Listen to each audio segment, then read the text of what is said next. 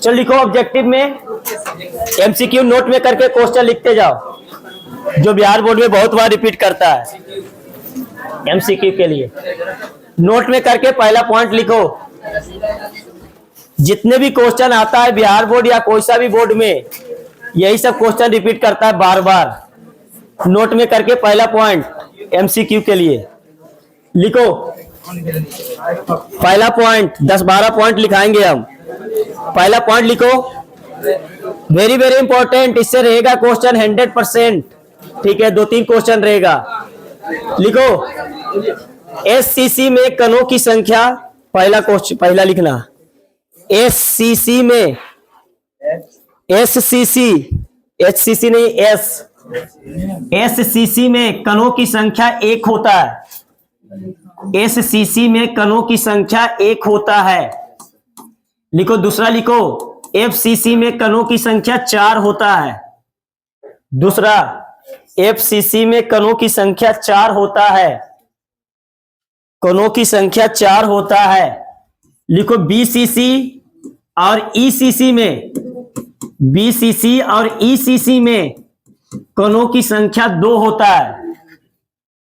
BCC और ECC में कणों की संख्या 2 होता है।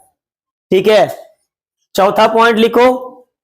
चौथा पॉइंट लिखो, सीसीपी में, सीसीपी में, सीसीपी में कणों की संख्या 4 होता है। सीसीपी में कणों की संख्या 4 होता है।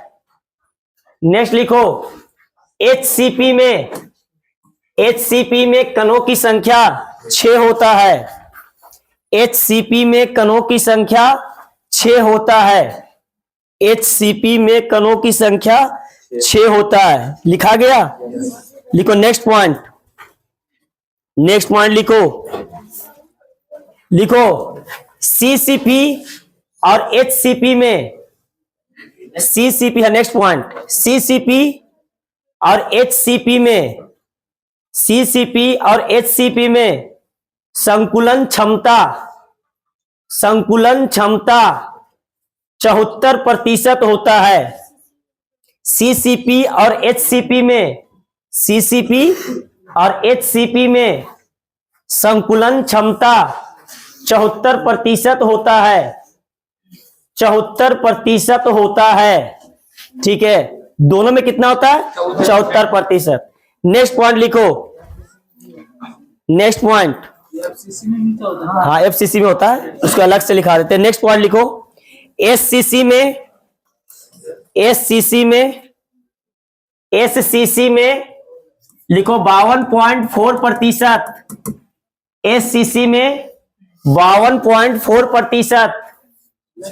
एससीसी, एससीसी में 52.4%, कॉमा बीसीसी में, बीसीसी में 68%, बीसीसी में 68%, बीसीसी में 68% और एफसीसी में, और एफसीसी में 74% होता है। और एफसीसी में 74% होता है। 74% संकुलन क्षमता, 74% संकुलन क्षमता होता है। लिखा गया? लिखो नेक्स्ट पॉइंट। कितना पॉइंट हुआ? 7। 8वां पॉइंट लिखो। 8वां पॉइंट लिखो, सीसीपी और एचसीपी, सीसीपी और एचसीपी, सीसीपी और एचसीपी दोनों में, दोनों में, सीसीपी और एचसीपी दोनों में चतुष्फलकीय रिक्तियां और अष्टफलकीय रिक्तियां पाई जाती है। दोनों में चतुष्फलकीय और अष्टफलकीय रिक्तियां पाई जाती है। दोनों में पाया जाता है, सीसीपी में भी और एससीपी में। ऐसा क्यों? ऐसा क्यों बताए थे ना? चतुष्फलकीय रिक्तियां जो होता है वो कितने? 3 नीचे से और 1 ऊपर से। और जो होता है एचसीपी जो होता है उसमें 3 नीचे से और 3 ऊपर से। समझ में आ गया बात? नेक्स्ट पॉइंट लिखो, नेक्स्ट पॉइंट लिखा गया यहां तक, ठीक है। नेक्स्ट पॉइंट लिखो कि सीसीपी और एचसीपी में, सीसीपी और एचसीपी में, सीसीपी और एचसीपी में 12 उप सहसंयोजक संख्या होता है। सीसीपी और एचसीपी में 12 उप सहसंयोजक संख्या, मतलब एक कण कितने कण से टच में रहेगा? 12 कण से। ये सब इसलिए नहीं बता सकते बाबू क्योंकि ये 3D स्ट्रक्चर है, आंतरिक स्ट्रक्चर है। आंतरिक स्ट्रक्चर को तभी बता सकते हैं जब मेरे पास पूरा सिस्टम होता। समझ में आया बात? तो कितना रहता है? 12।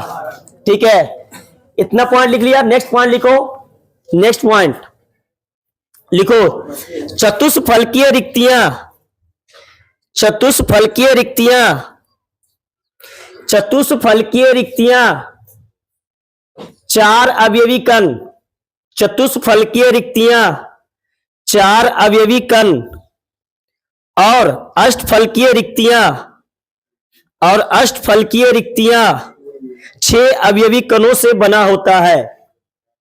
4 अवयवी कण और अष्टफलकीय रिक्तियां 6 अवयवी कणों से बना होता है। चतुष्फलकीय रिक्तियां जो कि हम बता चुके हैं, ठीक है। चतुष्फलकीय रिक्तियां देखो दिख रहा होगा बाबू, ये दिख रहा है, त्रिकोणीय दिख रहा है। इसके गर्त में एक अवयवी कण को रख दो, रख दिए तो इससे जो रिक्ति बनेगा उसी रिक्ति को हम लोग क्या बोलते हैं? चतुष्फलकीय रिक्तियां बोला जाता है। ठीक है, चतुष्फलकीय क्यों? क्योंकि 3 कोना नीचे से, ये इस प्रकार से, और एक कोना ऊपर, सबको जब मिलाएंगे तो कुछ इस प्रकार का संरचना दिखता है। ठीक है, चलो देखो समझो ध्यान से, ये 3 कोना है, ये 3 कोना है, 1 2 3 कोना, और एक कोना ऊपर है। इसको जब मिलाएंगे तो कुछ इस प्रकार का संरचना दिखता है। इसको हम लोग क्या बोलते हैं? चतुष्फलकीय। क्या बोलते हैं हमको? चतुष्फलकीय, जो कि बताया हुआ चीज है।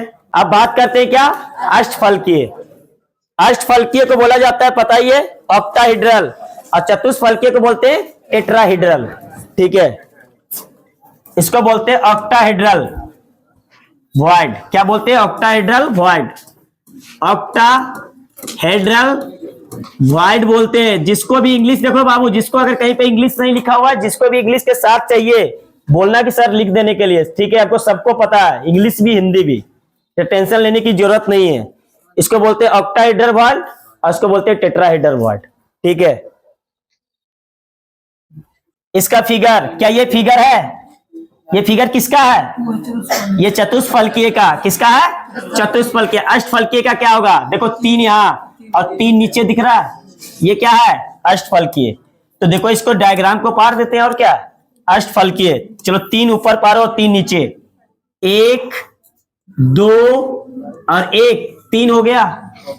3 ऊपर, 3 ऊपर, तो बताओ 1 2 और ये क्या है? 3। इसे बना नहीं है, वॉइड बनता है बीच में। ठीक है, बीच में रिक्ति बनेगा। गोला सही रहेगा ना तो रिक्ति अपने आप बन जाएगा। एक ऐसा गोला रहेगा ना तो रिक्ति अपने आप बन जाएगा। ये 3 गोला हो गया, 3 इसके नीचे रखो, 1 गोला, और ये दूसरा गोला, और ये तीसरा गोला। देखो ये जो रिक्ति बना, ये जो रिक्ति बना बीच में, इसी रिक्ति को क्या बोलते हैं? अष्टफलकीय। 8 फलक होता है, अष्टफलकीय रिक्ति। कितने कणों से बना जाता है? 6 कणों से, 3 नीचे और 3 ऊपर। चलो अब बात करें ठोसों में दोष। ठोसों में क्या दोष? देखो हम लोग ठोस का पूरा जानकारी कर लिए, सब चीज के आधार पर, अवयवी कणों की व्यवस्था के आधार पर, ठीक है।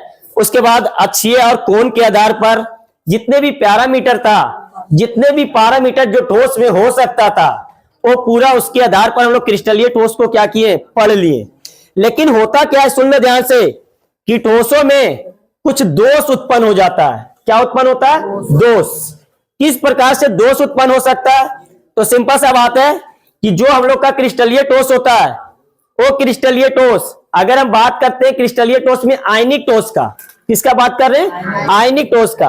तो आयनिक ठोस जो होता है, एक धन आयन वो बहुत सारे ऋण आयन से क्या होता है? घिरा रहता है, या एक ऋण आयन बहुत सारे धन आयन से क्या रहता है? घिरा रहता है। लेकिन ठोस में कभी कभी ऐसा होता है कि कोई धन आयन या तो बाहर निकल जाता है या तो बाहर से उस क्रिस्टलीय ठोस में आ जाता है, जिसकी वजह से ठोस में क्या उत्पन्न होता है? दोष उत्पन्न हो जाता है। तो उसी दोष को हम लोग क्या बोलते हैं? उसी दोष को बोलते हैं ठोसों में दोष के नाम से या अपूर्णताएं के नाम से जाना जाता है।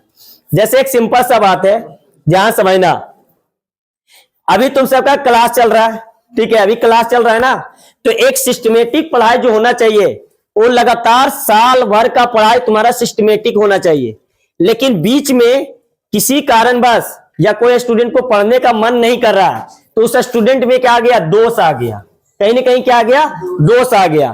तो स्टूडेंट का दोष है, वो किसका दोष है? स्टूडेंट का। लेकिन यहां पर दोष किसका उत्पन्न होगा? ठोसों में दोष। ठोस में दोष जो है वो या तो बाहर वहां से कण निकलेगा या तो कण बाहर से अंदर आएगा, जिसकी वजह से ठोसों में क्या उत्पन्न होता है? दोष उत्पन्न होता है। कैसे समझ लो थोड़ा सा। चलो हम बात करते हैं यहां पर आयनिक ठोस का। क्रिस्टलीय ठोस में किसका बात करते हैं? आयनिक ठोस का। पूरा एग्जांपल आयनिक ठोस से ही एनसीईआरटी में दिया हुआ है, तो आयनिक ठोस से ही हम एग्जांपल लेकर के बनाएंगे, ठीक है। क्रिस्टलीय ठोस का एग्जांपल हम आयनिक ठोस से लेते हैं। किसका? आयनिक ठोस। ध्यान समझना, ठीक है। आयनिक ठोस, देखो सबको पता होना चाहिए ये चीज कि धन आयन का आकार होता है छोटा, पता है ना? धन आयन का आकार क्या होता है? छोटा। और ऋण आयन का आकार क्या होता है? ऋण आयन का आकार क्या होता है? बड़ा। कोई बता सकता है ऐसा क्यों? कोई बता सकता है? बता। ऋण आयन का आकार बड़ा क्यों होता है? क्योंकि उसमें इलेक्ट्रॉन आया, तो इलेक्ट्रॉन आया तो उसका आकार क्या कर दिया? बड़ा कर दिया। इलेक्ट्रॉन गया तो यहाँ का नाभिक जो का उसको ज्यादा खींचेगा, जिसकी वजह से इसका आकार छोटा होता है और ऋण आयन का आकार क्या होता है? बड़ा। क्या समझाना पड़ेगा लिख करके कि समझ में आ गया? आ गया ना? चलो एक एग्जांपल से समझेंगे, एक एग्जांपल से पूरा क्लियर कर देंगे ठोसों में दोष कैसे होता है। चलो एग्जांपल लेते हैं NaCl का। किसका एग्जांपल ले रहे हैं? NaCl का। चलो ध्यान समझना, ये है Na+ और ये है Cl-। इसका आकार बड़ा, इसका आकार क्या होगा? बड़ा होगा। ये है Cl-। यहां पर फिर Na+ आकार छोटा और यहां पर Cl- आकार बड़ा। सेम कहानी, ध्यान समझते जाना। यहां पर Na+ के जस्ट नीचे Cl-, इसके Na+ आकार छोटा क्योंकि धन आयन है, Cl- और यहां पर क्या? Na+। फिर कहानी Na+ Cl- एक क्रिस्टल बना रहे हैं, ये Na+ और ये क्या है? Cl-। फिर कहानी है Cl- और Na+, Cl- और ये क्या है? Na+। अरे हल्ला शांत कर लो। देखो ये ठोस कैसा ठोस है? आयनिक ठोस। कैसा ठोस है ये? आयनिक ठोस है। ये आयनिक ठोस है।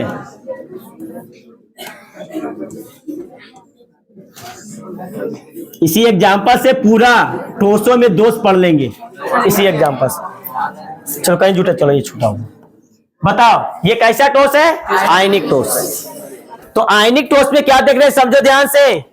आयनिक ठोस में हम क्या देख रहे हैं? इस ठोस में, क्रिस्टलीय ठोस में, कि जो Na+ है वो कितने माइनस से गिरा है? 4 माइनस से। 1 2 3 4 है ना? सब जगह ऐसा ही व्यवस्था तुमको देखने को मिलेगा, टोटल जगह। अब बोलेगा सर इसका, अरे इधर भी है, समझ में आए बात? इधर भी है, अनंत तक गया हुआ, ठीक है। तो बताओ एक Na+ कितना Cl- से गिरा है? 4। इसी तरीके से एक Cl- कितना Na+ से गिरा हुआ है? 4 से गिरा हुआ है।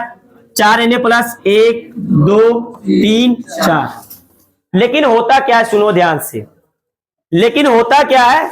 ये तुम्हारा परफेक्ट क्रिस्टलीय ठोस है, जिसमें अभी किसी प्रकार का दोष नहीं है। क्यों दोष नहीं है? क्योंकि एक धनायन 4 ऋणायन से है और एक ऋणायन 4 धनायन से घिरा हुआ। हल्ला शांत करके सुनते जाओ। अब किसी कारणवश यहां से Na+ बाहर आ गया, यहां से Na+ क्या आ गया? बाहर आ गया। तो जब Na+ बाहर आएगा तो बता इस क्रिस्टल में दोष उत्पन्न होगा कि नहीं होगा? इस क्रिस्टल का जो व्यवस्था है वो व्यवस्था क्या हो जाएगा? बिगड़ जाएगा।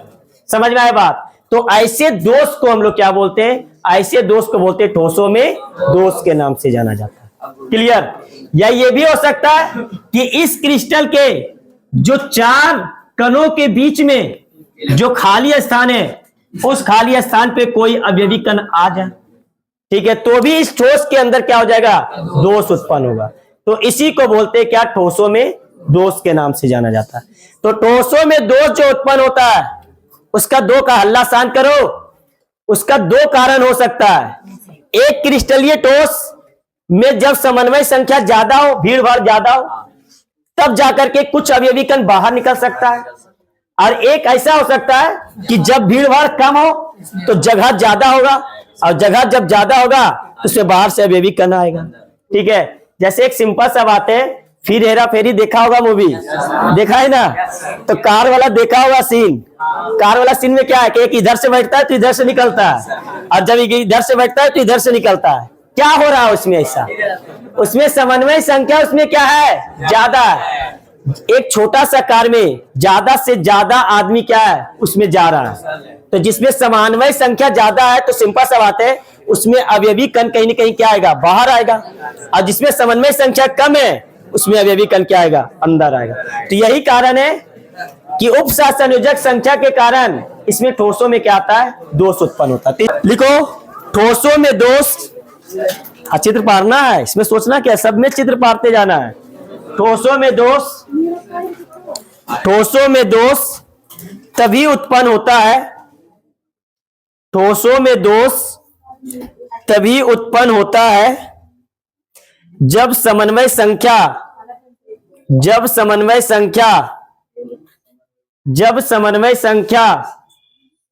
उच्च और निम्न हो।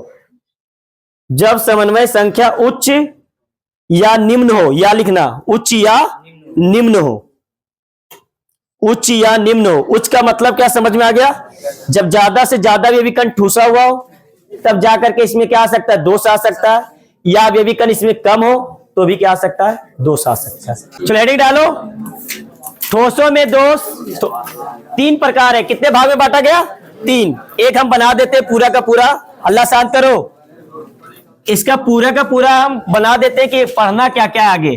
ठीक है, तो देखो, तो आप डालो ये। ठोसों में दोष जो होता है, ठोसों में दोष जो होता है, और ठोसों में दोष का 3 प्रकार है। कितना प्रकार है? 3 प्रकार। पहला प्रकार हम लोग बोलते हैं रस समीकरण मितीय दोष। रस समीकरण मितीय दोष। रस समीकरण मितीय दोष। रस समीकरण मितीय दोष। दूसरा होता है आर रस समीकरण। आर रस समीकरण। आर रस समीकरण मितीय दोष। पहला रस समीकरण मितीय दोष, जिसको स्टोइकियोमेट्री दोष भी हम लोग बोलते हैं। स्टोइकियोमेट्री इंग्लिश से बोला जाता है। स्टोइकियोमेट्री आगे आ जाएगा, लिखा हुआ है नीचे। ठीक है, पहला है रस समीकरण मितीय दोष, और दूसरा है आर रस समीकरण मितीय दोष। तीसरा दोष अशुद्धि दोष। कौन सा दोष? अशुद्धि दोष, जिसको हम लोग बोलते हैं इम्प्यूरिटी। क्या बोला जाता है? इम्प्यूरिटी। रस समीकरण में 2 पढ़ना हम लोग के सिलेबस में। पहला शॉर्टकी दोष।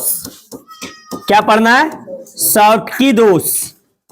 और दूसरा हम लोग को पढ़ना है फ्रेंकल दोष। कौन सा दोष पढ़ना है?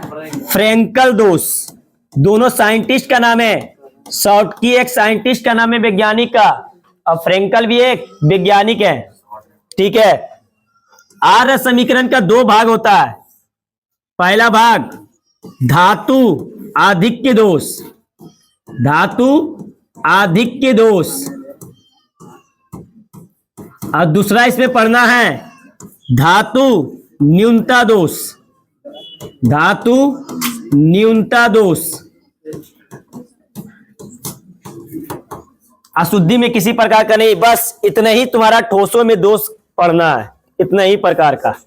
ठीक है। पहला रस समीकरण मितीय दोष, दूसरा आर रस समीकरण मितीय दोष, और तीसरा तुम्हारा अशुद्धि दोष। रस समीकरण मिति में दो पढ़ना है, शॉर्टकी और फ्रेंकल, और आर रस समीकरण में दो पढ़ना है, धातु आधिक्य दोष और धातु न्यूनता दोष, और तीसरा पढ़ना है क्या, अशुद्धि दोष। ये तीन प्रकार का होता है। चलो ऐसे एनसीईआरटी क्या किया, लिख लो, एनसीईआरटी के अकॉर्डिंग भी लिख देते हैं। हम तो सोच रहे थे कि नहीं लिखे, लेकिन चलो ठीक है लिखो। इसको एक और बोलते हैं अंतराकाशी दोष, अंतराकाशी दोष। तीसरा नंबर बना देना, अंतराकाशी दोष। ये दोनों में से एक दोष ऐसा होगा, ठीक है, इसलिए हम नहीं बताते। चलो डी में लिख लो एक और रिक्तियां दोष, रिक्तियां दोष। ठीक है। तो ये दोनों दोष जो है ना, यही दोनों दोष होता है। समझ में आया बात? लेकिन एनसीईआरटी अलग से बताया गया है, चलो हम भी अलग से बता देंगे। ठीक है। शॉर्टकी दोष, फ्रेंकल दोष, अंतराकाशी दोष, रिक्तियां दोष। ठीक है। ये दोनों रिपीट करेगा। समझ में आया बात? ये दोनों सेम के सेम रिपीट करने वाला है। ठीक है। बताएंगे कि कैसे, पहले एक एक करके बात करेंगे। शॉर्टकी फ्रेंकल, शॉर्टकी फ्रेंकल कंप्लीट हो गया तो ये दोनों भी कंप्लीट हो गया। समझ में आया बात? इसलिए हम नहीं लिखते हैं, एक ही यही दोनों में दोनों चीज बता देते हैं। लेकिन एनसीईआरटी क्या किया, अलग अलग करके दिया हुआ है। ठीक है। चलो अलग अलग करके ही बताते हैं। शॉर्टकी दोष, फ्रेंकल दोष, अंतराकाशी दोष और रिक्तियां दोष। चलो एक एक करके बात करते हैं। ठीक है। इसका परिभाषा भी नहीं बता रहे, जैसे ही शॉर्टकी दोष कंप्लीट होगा परिभाषा ऑटोमेटिक कंप्लीट हो जाएगा। शॉर्टकी दोष, कौन सा दोष? शॉर्टकी दोष,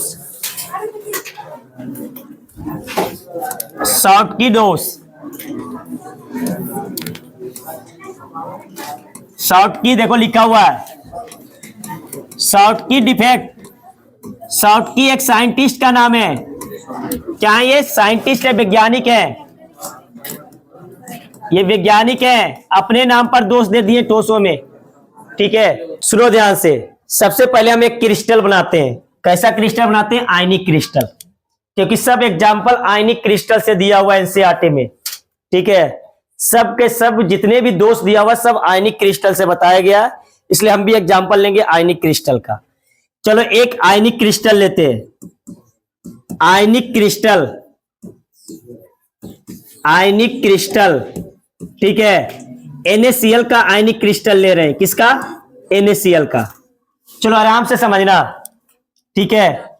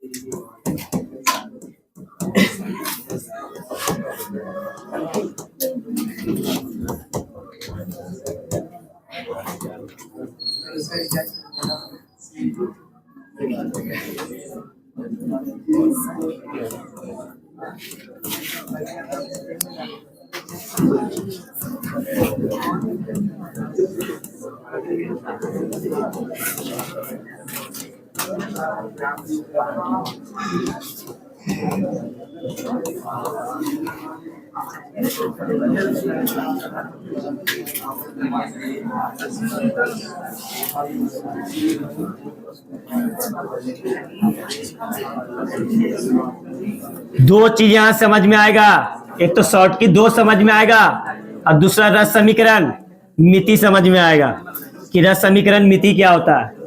ठीक है,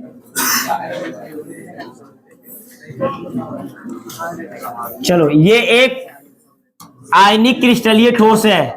कैसा ये आयनिक क्रिस्टलीय ठोस है, ये आयनिक क्रिस्टलीय ठोस। चलो आराम से समझना, अब ये आयनिक क्रिस्टलीय ठोस आराम से समझते जाओ। पहले बता रहे हैं शॉर्ट की समझ में आएगा तो फ्रेंकल अपने आप समझ में आ जाएगा। तो देखो शॉर्ट की दोस्त में क्या होता है, ये अभी जो व्यवस्था है, जो अभी क्रिस्टल का जो व्यवस्था है, ये परफेक्ट क्रिस्टल है, किसी प्रकार का इसमें भी दोष नहीं है। क्यों दोष नहीं है?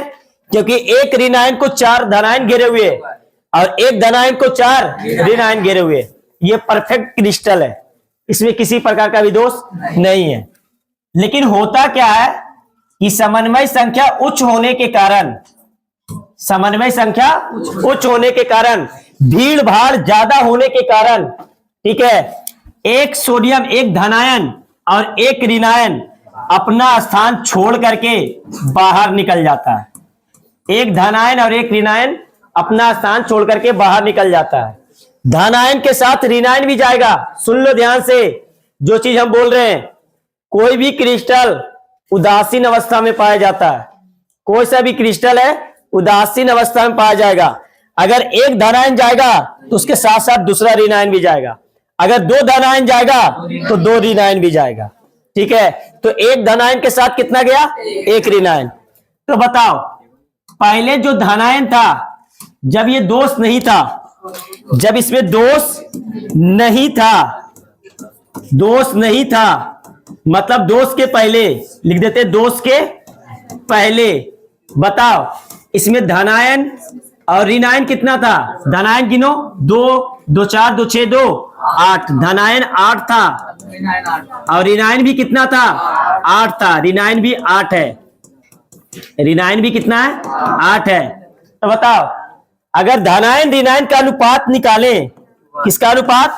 धनायन और ऋणायन का जब अनुपात निकालें तो बताओ 8/8 कितना आ गया? 1:1 आया ना, 1:1 आया। लेकिन दोष के बाद क्या हुआ? दोष के बाद, अरे अल्लाह शांत कर लो, तो समझ नहीं आ रहा है कैसा टॉपिक चल रहा है, लास्ट में रोएगा बैठ करके बता रहे हैं। ठीक है, 12th क्लास मैट्रिक नहीं कि सब पास हो जाएगा, बढ़िया से पढ़ाई कर लो, ठीक है, तो पता चल जाएगा लास्ट में। अब बताओ एक धनायन भी बाहर गया और एक ऋणायन भी बाहर गया, तो बताओ धनायन की संख्या पहले कितना था? दोस्त के पहले 8, तो एक गया तो क्या हुआ? धनायन की संख्या कितना हो गया? धनायन की संख्या 7 और ऋणायन की संख्या कितना आ गया? 7 आ गया। तो बताओ धनायन और ऋणायन का अनुपात कितना आएगा? धनायन और ऋणायन का अनुपात तो सेम कहानी है, 7/7, 1:1। तो सुनो ध्यान से, रस समीकरण मिति उसी को बोलते हैं जो दोष से पहले और दोष के बाद धनायन और ऋणायन का अनुपात समान रहे, किसी प्रकार का धनायन ऋणायन अनुपात में चेंज नहीं हो, उसी को बोलते हैं रस समीकरण मितीय दोष। समझ में आया बात? परिभाषा समझ में आ गया? फिर से रिपीट कर रहे हैं, अभी हम बात करें शॉर्टकी का भी बात नहीं कर रहे हैं, अभी बात कर रहे हैं हम किसका? रस समीकरण मिति का परिभाषा। तो रस समीकरण मितीय दोष उसको बोलते, सुन लो, जो दोष की पहले ऋणायन और धनायन का अनुपात या धनायन और ऋणायन का अनुपात जितना रहेगा दोष के बाद भी उतना ही रहना चाहिए, ऐसे दोष को बोलते हैं रस समीकरण मितीय दोष। अगर अनुपात में चेंज हो जाएगा, अनुपात अगर समान नहीं होगा तो रस समीकरण मितीय दोष कहलाता है। समझ में आया बात? तो इसमें अनुपात देखो, इसमें दोष के पहले 1:1 और दोष के बाद भी 1:1, इसमें धनायन ऋणायन का अनुपात में चेंज नहीं हुआ, इसलिए शॉर्ट की दोष कैसा दोष है? शॉर्ट की दोष रस समीकरण मितीय का क्या है? भाग है। क्लियर हो गया? अनुपात में चेंज नहीं होना चाहिए। तो शॉर्ट की दोष वैसा दोष है जिसमें किसी भी क्रिस्टल से धन आयन ऋण आयन एक साथ निकलता है, बाहर निकलता है। ठीक है, जिसमें धन आयन और ऋण आयन का अनुपात में चेंज नहीं होता, उसको हम लोग क्या बोलते हैं? शॉर्टकी दोष। शॉर्टकी दोष के नाम से जाना जाता है, जिसमें धन आयन भी बाहर जाएगा एक और ऋण आयन भी क्या होगा? बाहर जाएगा। अब बताओ, धन आयन और ऋण आयन के बाहर जाने से इस क्रिस्टल में दोष उत्पन्न हुआ कि नहीं हुआ? धन आयन और ऋण आयन के जाने से इस क्रिस्टल में दोष उत्पन्न हुआ कि नहीं हुआ? दोष उत्पन्न हुआ। ठीक है, धन आयन और ऋण आयन में क्या है? इस क्रिस्टल में दोष उत्पन्न हो गया। ठीक है, क्योंकि यहां से Na+ भी बाहर गया और Cl- भी। ये अब परफेक्ट क्रिस्टल नहीं है, इसमें अब क्या आ गया? दोष आ गया, क्योंकि ये क्लोरीन जो है इस धन आयन से जुड़ा हुआ नहीं है। जैसे अगर बात करें तो ये क्लोरीन कितना धन आयन से जुड़ा हुआ? 3, जबकि जुड़ा हुआ होना कितना से चाहिए? 4 से। तो इसमें दोष उत्पन्न हुआ कि नहीं? तो ऐसा दोष कहलाता है क्या? शॉर्टकी दोष के नाम से जाना जाता है। शॉर्टकी दोष तभी होता है जब समन्वय संख्या क्या होना चाहिए? उच्च होना चाहिए। अरे क्या होना चाहिए? उच्च होना चाहिए। ठीक है, मतलब भीड़ भाड़ ज्यादा होना चाहिए। ये ज्यादातर शॉर्टकी दोष देखा जाता है जिसमें उपसहसंयोजक संयोजक संख्या 6 और 8 और 12 होता है, जहां भीड़ भाड़ ज्यादा होता है। ठीक है, तो समन्वय संख्या जहां उच्च होगा, भीड़ भाड़ ज्यादा होगा, वहीं पे दिखता है क्या? शॉर्टकी दोष। दूसरा इंपॉर्टेंट पॉइंट सुनते जाओ। दूसरा इंपॉर्टेंट पॉइंट शॉर्टकी दोष में, अब बताओ, इसमें तो दोष उत्पन्न हो गया, इसका घनत्व का बात करते हैं, तो घनत्व बढ़ेगा या घटेगा? या बताओ, तो घनत्व इक्वल टू क्या होता है? यहां पे लिख दे, घनत्व इक्वल टू क्या होता है? घनत्व इक्वल टू द्रव्यमान बाई होता है आयतन। तो बताओ, ये जो क्रिस्टल है, ध्यान समझना, ये क्रिस्टल शुरू में भी इतना ही आयतन लिया हुआ था, और दोष आने के बाद भी आयतन इतना ही था। मतलब ये आयतन पर निर्भर नहीं करेगा। किस पे निर्भर करेगा? द्रव्यमान पे। तो शुरू में द्रव्यमान ज्यादा था, दोष के पहले द्रव्यमान ज्यादा था, लेकिन दोष के बाद द्रव्यमान घट गया क्योंकि बाहर निकल गया। तो द्रव्यमान घटेगा तो घनत्व भी क्या होगा? घटेगा। तो याद रखना, शॉर्टकी दोष में घनत्व क्या होता है? कम होता है। घनत्व क्या होता है? कम होता है, जबकि समन्वय संख्या इसका क्या होता है? उच्च होता है। भूलना नहीं है। बाहर से आएगा थोड़ा, क्या बाहर से आएगा सोडियम आएगा तो सर बाहर से नहीं है, उसके लिए अलग दोष है। और इतना सारा दोष किस लिए है?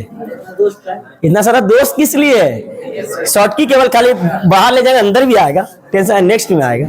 शॉर्टकी दोष में केवल बाहर जाता है, अंदर आने वाला दोष आएगा, टेंशन मत लो। इसका एग्जाम्पल हम सोचे लिखा हुआ है, नहीं लिखा हुआ है ना। इसका तीसरा पॉइंट में एग्जाम्पल लिख लो, ठीक है। AgBr comma KCl comma NaCl, ये तीनों में देखा गया कि कैसा दोष होता है? शॉर्टकी दोष। कैसा दोष होता है? शॉर्टकी दोष। KCl, NaCl, AgBr, ये तीनों में शॉर्टकी दोष होता है। देखो, हम लोग नया टॉपिक पढ़ रहे हैं, ठोसों में अपूर्णताएं। अरे अल्लाह शांत करो, इतना चिल्ला रहे तो भी ये सबको नहीं समझ में आ रहा है। ठोसों में अपूर्णताएं, जिसको हम लोग बोलते हैं अपूर्णताएं, तो बोलते हैं दोष। तो हम लोग पढ़ रहे हैं क्या? ठोसों में दोष पढ़ रहे हैं, मतलब डिफेक्ट्स इन सॉलिड पढ़ रहे हैं। मतलब ठोस में डिफेक्ट क्या है, ठीक है। तो सुनो ध्यान से, ठोस में जो दोष आता है वो आने का कारण है कि या तो अवयवी कण उस क्रिस्टल के अंदर आता है बाहर से, या तो उस क्रिस्टल से बाहर जाता है। तो जब या तो अंदर आएगा बाहर से क्रिस्टल में, या तो बाहर जाएगा, तो कहीं ना कहीं उस क्रिस्टलीय ठोस में क्या उत्पन्न हो जाएगा? दोष उत्पन्न हो जाएगा। उसी को हम लोग क्या बोलते हैं? ठोसों में दोष बोला जाता है। और ठोसों में दोष का मेन कारण है, मेन कारण इसका जो होता है समन्वय संख्या होता है। अगर समन्वय संख्या ज्यादा है, भीड़ भाड़ ज्यादा है, तो उसमें से एक दो कण क्या होगा कि उस भीड़ भाड़ से बाहर निकल जाएगा, ठीक है। अगर समन्वय संख्या कम है तो भी बाहर से कण उसके अंदर आ जाएगा, तो भी क्या उत्पन्न होगा? दोष उत्पन्न होगा। या तो बाहर से आ जाए अंदर या तो अंदर से चला जाए बाहर, तो भी इसमें दोष उत्पन्न हो सकता है। अब ध्यान से समझते जाओ एक एक करके कि जो ठोसों में दोष है वो 3 प्रकार का दोष देखा गया। कितने प्रकार का? 3 प्रकार का। पहला दोष है रस समीकरण मितीय दोष, जिसको इंग्लिश में बोलते हैं स्टोइकियोमेट्री डिफेक्ट या दोष के नाम से जाना जाता है। दूसरा अरस समीकरण मितीय दोष, जिसको हम लोग बोलते हैं नॉन स्टोइकियोमेट्री डिफेक्ट, ठीक है। और तीसरा होता है अशुद्धि दोष, जिसको हम लोग बोलते हैं इम्प्यूरिटी डिफेक्ट। क्लियर हो गया? अब ध्यान समझो, रस समीकरण मितीय दोष क्या होता है? वैसा दोष जो किसी भी क्रिस्टल में दोष से पहले धन आयन और ऋण आयन का अनुपात और दोष के बाद धन आयन और ऋण आयन का अनुपात समान रहे, चेंज नहीं हो, उसको बोलते हैं रस समीकरण मितीय दोष। अब तुमसे पूछेगा अरस समीकरण मितीय दोष क्या होता है?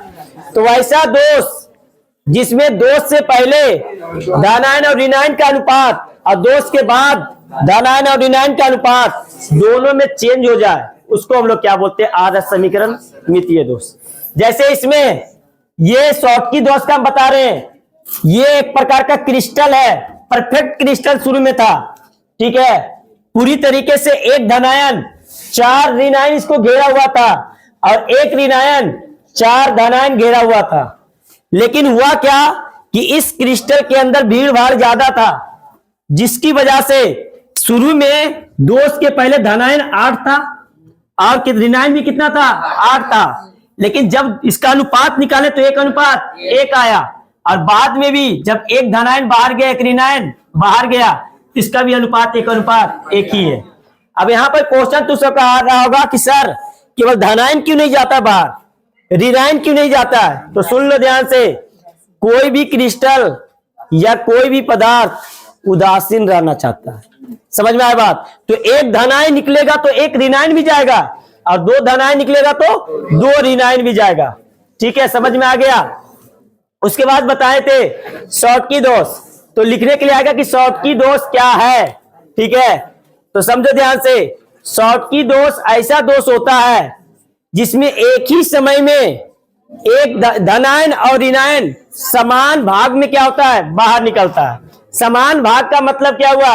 या तो एक धनायन और एक ऋणायन निकलेगा, 2 धनायन और 2 ऋणायन निकलेगा, समान भाग से निकलेगा।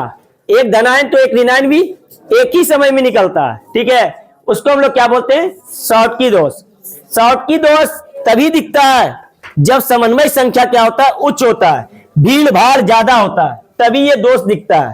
ठीक है, दूसरा हम बताएं कि इसका जो घनत्व होता है डेंसिटी, ठीक है, इसका जो घनत्व होता है तो घनत्व इक्वल टू द्रव्यमान बाय आयतन। क्रिस्टल तो जितना बड़ा घेरा हुआ है उतना ही बड़ा है, आयतन में कोई परिवर्तन नहीं हुआ, लेकिन दोष आने से इसका द्रव्यमान क्या हो गया? घट गया, क्योंकि एक धनायन एक ऋणायन बाहर गया ना, तो द्रव्यमान क्या हो गया? घट गया। और जब द्रव्यमान घटेगा तो घनत्व भी क्या होगा? घटेगा। तो घनत्व क्या होता है? शॉर्टकी दोष में घनत्व क्या होता है? कम होता है। जबकि फ्रेंकल में तुमसे को पता चलेगा कि घनत्व जो होता है वो परिवर्तन नहीं होता है, जैसा घनत्व रहता है वैसा ही रहेगा। किसमें? फ्रेंकल में। ठीक है, इसका एग्जाम्पल कभी भूलना नहीं है। एग्जाम्पल आता है, इनमें से कौन शॉर्टकी दोष का एग्जाम्पल? 3 एग्जाम्पल एनसीईआरटी में तीनों बता दिए, AgBr, KCl, NaCl, ये शॉर्टकी दोष का एग्जाम्पल है। ठीक है, जबकि आएगा फ्रेंकल दोष, फ्रेंकल दोष का एग्जाम्पल AgBr, ZnS, ये सब आता है फ्रेंकल दोष का एग्जाम्पल होता है। समझ में आए बात? तो ये कंप्लीट हो गया।